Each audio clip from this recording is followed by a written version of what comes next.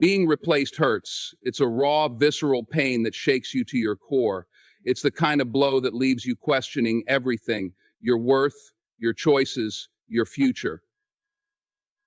It feels personal, even if it isn't. You replay moments in your head, dissecting your actions, searching for the flaw that caused this. It's natural to feel like you've been wronged, like life has dealt you an unfair hand. Now, let me tell you this, it's okay to feel that pain. Sit with it for a moment. Acknowledge it. Don't pretend it doesn't exist, because ignoring it doesn't make it go away. Pain demands to be felt before it can be released. But here's the thing, you can't stay there. Pain is a teacher, not a destination. It's a part of your journey, not the whole story. Too many people let pain become their identity.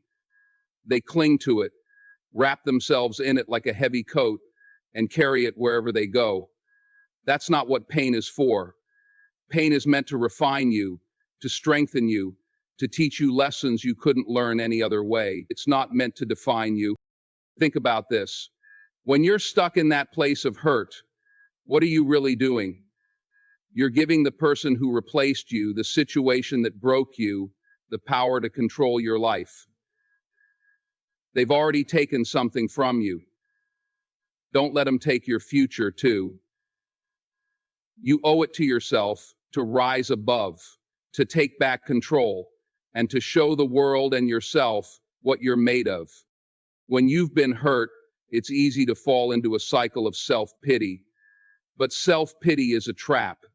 It feels good for a moment because it validates your feelings, but it keeps you stuck. It blinds you to opportunities, to growth, to the possibilities that still lie ahead. Instead of asking, why did this happen to me? Start asking, what can I learn from this? How can I use this to become better? That shift in perspective is the first step toward healing. Now, I'm not saying it's easy. Moving forward when you're in pain takes courage. It takes strength to look in the mirror and say, I'm not going to let this break me. But remember, strength isn't about being unshaken. It's about standing back up after you've been knocked down. It's about choosing to fight for yourself, even when the fight feels impossible. Start small. Maybe you can't imagine a future where this pain doesn't consume you, but can you imagine taking one step forward? Can you imagine doing one thing today that helps you heal? It could be as simple as calling a friend, going for a walk, or writing down your feelings. Healing doesn't happen all at once. It happens in moments, in choices, in small victories that add up over time. You also have to be kind to yourself. When you're hurting, your inner critic gets loud. It tells you that you're not enough, that you're unworthy, that you're broken. But that voice is lying to you. You are not defined by someone else's decision to replace you. Their choice says more about them than it does about you. You are still whole, still valuable, still deserving of love and success. Speak to yourself with the kindness you would offer a friend. Remind yourself of your strengths, your achievements, and the light you bring to the world. And here's a secret. The people who seem unshakable, who seem like they have it all together, they've been where you are. They've felt pain, rejection, and loss. The difference is they didn't let it stop them. They used it as fuel. They turned their pain into power. You can do the same. The process won't be linear. Some days you'll feel like you've made progress. Other days the hurt will resurface. That's okay. Healing is not about perfection. It's about persistence. It's about showing up for yourself, even when it's hard.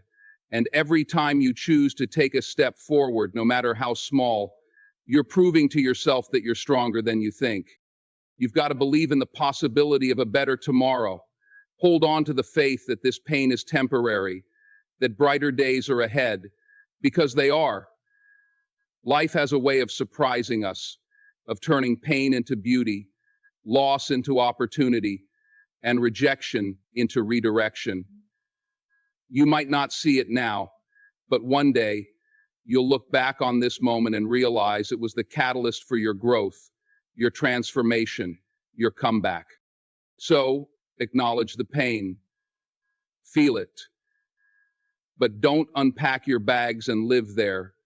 You have too much to offer, too much to accomplish, too much life to live. Let this pain be the fire that fuels your rise. You're not just going to survive this, you're going to thrive because of it. When you're hurt, especially after being replaced, the first instinct is often to react. It's natural to want to lash out, to prove a point, or to show the person what they've lost. But reaction is a trap. It's a short-term release that gives you the illusion of control, but it doesn't move you forward. It keeps you tethered to the situation, replaying the hurt over and over. Reacting is easy, but it's rarely productive. The real power lies in stepping back, taking a breath, and choosing to focus on becoming instead of reacting. Becoming is about transformation. It's about taking the pain you've experienced and turning it into fuel for growth. It's about saying, I won't let this define me, but I will let it refine me. When you focus on becoming, you shift your energy from them, the person who replaced you, to yourself. This shift is monumental because it puts the power back in your hands. You can't control what they did or how they feel, but you can control what you do next. And what you do next has the potential to change everything. Think about it this way. Reacting is like throwing stones into a pond. It creates ripples, but those ripples fade quickly, leaving the surface just as it was before. Becoming, on the other hand, is like planting seeds in a garden. It takes time, patience, and care, but eventually those seeds grow into something beautiful and lasting. Which would you rather invest your energy in? A fleeting moment of reaction, or a future that is rich, full, and entirely yours? To focus on becoming, you first need to get clear on what you want. What does the best version of yourself look like? How do they think, act, and carry themselves? Envision that person in vivid detail. Maybe they're confident, kind, and driven. Maybe they've achieved goals they once thought were out of reach. Hold on to that vision, because that's what you're working toward. And remember, this isn't about becoming someone else to prove a point to them. It's about becoming the person you've always had the potential to be. The next step is to take deliberate action. Transformation doesn't happen by accident. It requires effort, intention, and consistency. Start by setting small, achievable goals that align with the person you want to become. If you want to be healthier, commit to a short daily workout or make one nutritious meal a day. If you want to advance in your career, spend 30 minutes each day learning a new skill or networking. These actions might seem small in the moment, but over time, they add up to something remarkable. As you take these steps, you'll notice something profound. Focusing on becoming pulls you out of the emotional fog that reacting keeps you in. Instead of obsessing over the past, you'll find yourself looking forward to the future. Instead of seeking validation from someone else, you'll find it within yourself. This shift is powerful because it turns you into the driver of your own life. You're no longer waiting for someone to acknowledge your worth. You're living it. It's also important to understand that becoming doesn't mean ignoring your emotions or pretending everything is fine. Growth is not about suppressing your pain. It's about channeling it into something constructive. Feel your feelings, cry if you need to, talk to someone you trust. But once you've acknowledged those emotions, direct your energy toward growth. Pain, when harnessed, can be one of the greatest motivators there is.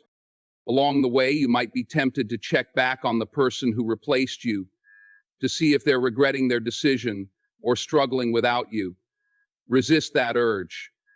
Every moment you spend focusing on them is a moment you're not focusing on yourself. Your journey isn't about them, it's about you. Let their actions fade into the background. You've got bigger things to focus on. One of the most beautiful things about focusing on becoming is that it leads to a kind of success that can't be measured by someone else's reaction. It's the quiet confidence of knowing you've grown. It's the satisfaction of achieving goals you set for yourself. It's the joy of looking in the mirror and liking the person you see, not because of how they compare to anyone else, but because of how far they've come. And here's the irony. When you focus on becoming instead of reacting, you often end up achieving the very thing you wanted all along. The people who replaced you will notice. They'll see your growth, your confidence, your transformation, and they'll realize what they've lost. But by then it won't matter to you because you'll have moved on. You'll be too busy living your best life to care. So don't waste your time and energy on reactions. Don't let someone else's choices dictate your path. Instead, pour everything you've got into becoming. Choose growth over grudges, progress over pettiness, and transformation over retaliation. When you focus on becoming, you don't just survive, you thrive. And in the end, that's the greatest victory of all.